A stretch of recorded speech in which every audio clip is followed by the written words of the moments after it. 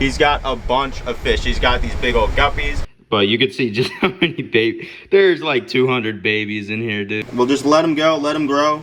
All the guppies just exploded. Welcome back to Rob's Aquatics. In today's video, we're getting new axolotls for the backyard pond, as well as guppies to stock a little pond as well. But before we get into the video, please like the video, subscribe to the channel, and turn on post notifications, and let's get right into the video. So today's video, guys, we're in my friend Phil's fish room, and in this fish room, guys, he breeds a lot of stuff. We did a tour a while ago, but you can see right here, he's got a bunch of fish. He's got these big old guppies, a lot of variety, a lot of black corridors. I mean, if you look down here, you can see all of these are actually little baby orange corridors. Really valuable little fish. And he's got these things by the hundreds. Big corridors everywhere, a lot of really cool, neat little fish. And we're actually going to be getting these guppies for the tank from him. We will at some point get some black corridors. Not yet, because I want to set up a little planet tank in order to grow them out. Those corridors are the sickest, but in today's video, we're getting some microscopic baby axolotls because he has a breeding pair he was gifted. The first batch, they ate them. He didn't even realize they hatched them. The second batch, they laid 30 to 40 eggs. That's what we have right now. And the next batch, they might lay anywhere between like 1,500 or 5,000 eggs. Like, they breed like crazy. So if you look right here, this is actually what we're going to be picking up today. In this tub, guys, we have a bunch of baby axolotls. They are crazy. There's still no yolks. They're going to be a lot of work to try to grow out. So we're going to do our absolute best, because my vision for these guys right now is to put them in Bobby's mini pond, because that pond, they'll be able to live in whatever weather we have. So they should be able to live in that pond, but for the time being, we're going to be growing them out in a tank and try to get them to that adult size. But Phil told me that those baby axolotls, as soon as they develop those front legs, they're going to start cannibalizing each other. So we're going to have to pay a lot of attention to these little axolotls, and hopefully we'll be able to succeed. We'll be able to fill this thing up all the way, and or set up a 10-gallon tank or something with a sponge filter in order to filtrate these guys. But on top of the baby axolotls we're getting right now, we're getting a couple different guppies. So these are actually pure line blue Moscow guppies that came all the way from a friend of his in Alaska. And these guys are going to be getting a pond all to themselves because the line is pure. And actually, I'm going to be setting up a 10-gallon tank for these guys back home at the end of the video. But I also have some guppies for Bobby, which are these guys down here. So these guppies, you can see they've beaten each other up. They're a little bit naughty. They're very aggressive little guys. So these guys will more than likely be headed straight into the mini koi pond. We have to remove the cane toads from that pond, as well as the bigger goldfish and koi, so these guys and their offspring don't get preyed upon and eaten. And then these guys right here are a mixed batch of a couple different pure lines, and they will end up crossbreeding and making a bunch of really unique little guppy species. And these guys will be getting the big black pond where we actually have all the crayfish, because they're going to live and die in that pond. They'll create some food for the crayfish, and it'll just create like a little ecosystem in that pond where there's nothing that's going to be directly able to predate on the big adults and juveniles. But if they end up dying, you know, live their life cycle, something will be there to clean up, and it'll be food for those crawfish. So we're gonna take these big guppies and these baby axolotls back over to Bobby so we could set up the guppies we're adding to his tank.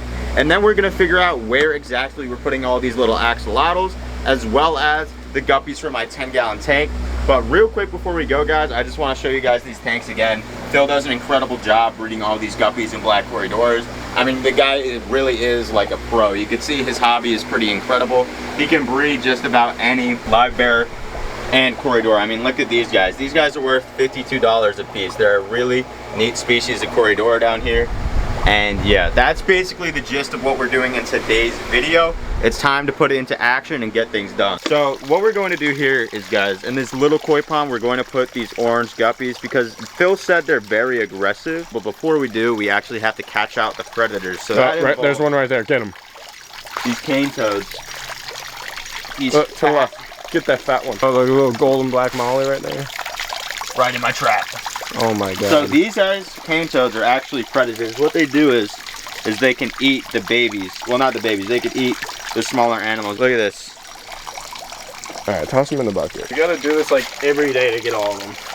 Yeah, I think I saw one jump behind there too. But that's two. There's usually way more. We got to get all these toads out of this little koi pond so then we could add the guppies in and they'll have a higher rate of success. Yeah, there's one back there too. Yep. So these we actually are just going to relocate. I found where they're living. Ready? I got all 4.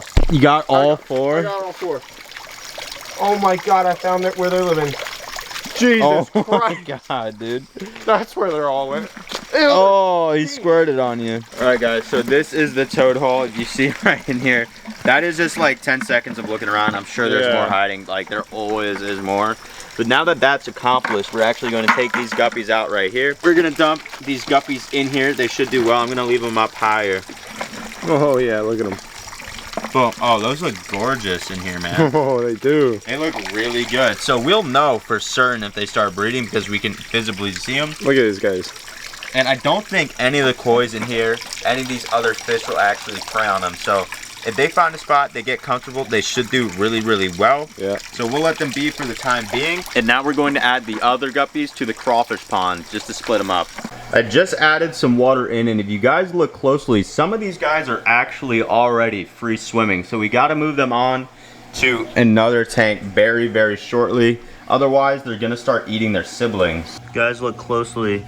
This guy down here is actually already out of the yolk. And the rest of these are not too far behind him. I mean, you look how small these axolotls are, but very soon they will actually try to start eating each other. So I got to be very careful, and I actually have to act very fast and upgrade in the tank, which actually will probably be in the same video because you can see just how developed these baby axolotls are and will continue to be. All right, guys, so today's mission, raising this axolotl army, we're going to get all the free swimmers into individual little water bottles just because I don't want to risk them eating each other at any point. And then the rest of the moss we're actually just going to throw into a second 10-gallon. Now, if you guys had been subscribed, you would remember these were actually both a shrimp colony. I had 2 different shrimp colonies, and they lived in these tanks with some gravel. We're going to wash all that out and keep it bare bottom so that we could actually observe everything. Now, I think I'm going to keep both of these tanks in the dark. I don't know if I'm actually going to keep the light on because that'll incentivize them to fight. So we're going to actually just set up these tanks, clean them out, get the water bottle colonies in there, and keep growing them out. My goal is to grow out every single one of the little babies. That is my goal because I want to use them to stock one of Bobby's ponds because that's just such a cool setup. That would be like incredible. All right, guys, so I have my glasses on because pretty shortly I'm going to have to be trying to find some tiny little creatures in that moss, but this is basically what we've got going on right now. I'm experimenting with different bottle setups because each one is going to get their own bottle. It's going to be like a little jail cell, but there's going to be a bunch of holes in all the bottles just so, you know, water, it's the total mass of volume.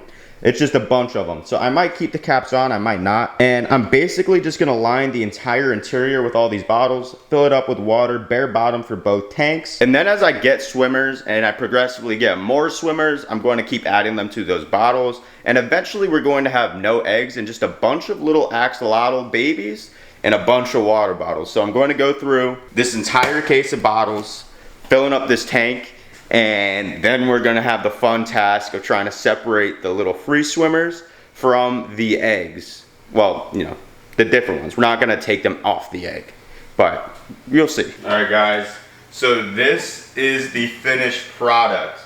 Looks pretty insane, but it should definitely work. I'm going to leave all the bottle caps in here, mainly because I just wanna be able to like make sure they stay in. I want to fill it up all the way and not risk them escaping from their little enclosures. But this is the axolotl bin, or the axolotl farm. It's an axolotl farm to raise out my little army. Phil really hooked it up. I'm super excited about this. And the guppies, so sick. Just to give you guys an idea of how tiny these guys are. This is my finger, and that's a shrimp net. So we got to catch all of these out of this tub. It's gonna be difficult, but it's gonna be doable. All right, so you could tell I put the moss in the tank, but you could see just how many babies. There's like 200 babies in here, dude. They're everywhere. And in this cup, guys, we have all the baby axolotls. I'm gonna put the moss back in this jug. I'm just gonna do a water change, fill it back up, and then the rest of these guys are gonna be going into bottles and into the tank, just to try to give most of them a very high chance of survival. I just took a Chipotle break, and now it is actually time to feed these axolotls. We're not going to be able to get that good of footage right now, but I'm in the middle of setting up the tank. It's been a day since they've been fed, and I just want to get them some food. So right here we have some hatched baby brine shrimp. We got like millions of tiny microscopic little invertebrates in here. Just straight babies. So we're gonna throw a little bit of this into some fresh water and then feed it to the baby axolotl. All this commotion drew out my little dragon. So we're gonna feed Kane real quick. He's very hungry. And then we're gonna sort out these axolotls. Here you go, pal. He's kind of crazy. There you go, pal. So we're gonna feed him real quick, and then we'll continue on with the axolotl farm. He is a beautiful lizard, but he is definitely not tame. He is not friendly at all. He won't bite, but he just doesn't like to be touched. All right, guys, so if you check down here, you can see every single one of these bottles has one axolotl. A couple of them have like 3 to 4 baby axolotls, but all of them have at least one little baby axolotl. And if all goes well, it'll take just 7 months for them to hit like 10 inches. So they grow fast, and hopefully, if all goes well, I could grow them all out to the 7-month size where they're around 10 inches. But we've got the rest of the little babies sitting right here in this cup. And all we're gonna do is, we're gonna give these guys just free range of this tank right here, and they'll just do their thing. We'll just let them go, let them grow, and we'll just compare. We'll see how the guys in the bottle do, and we'll see how the guys in the tank do. But I heard when the lights are on, they get more aggressive, so I'm gonna turn the lights off right now. But you can still see there are several hundred baby axolotls that I'll be raising out into an axolotl army. But for now, the axolotl farm is fully a go. I'm gonna get bubblers on all the little tanks. The rest of the eggs in the moss are still here because there are still babies that haven't hatched yet. So we're gonna give them some time. We'll give them a couple days to hatch, and then after they all hatch, we're gonna add the moss into the main tank down there. But then right here, guys, we have the blue Moscow guppies acclimating in the bag. And we still have some of the wild-caught mollies and platies in here. I figure I'm probably going to leave them be and let them chill and coexist with these guppies, because these guys shouldn't be preyed upon. So we're going to let them acclimate a little bit longer and then add them into the tank. All right, guys, they've been sitting here for some time. So all I'm going to do is I'm just going to get these fish out of the bag. I'm just going to dump all the water in. And if you're worried about overcrowding, this has mechanical filtration with biomedia as well as live plants in the tank, so I'm not really too concerned. We're gonna open this bag up right here, and we're just gonna dump them in because really I'm not worried about transferring the water in here either. All right, guys, we're gonna add them in right now.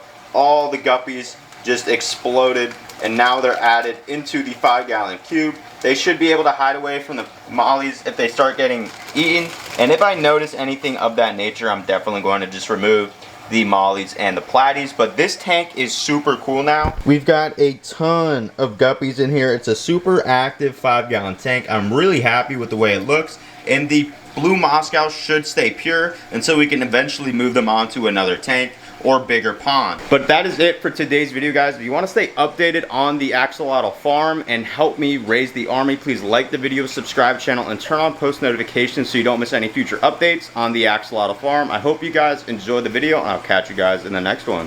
Deuces.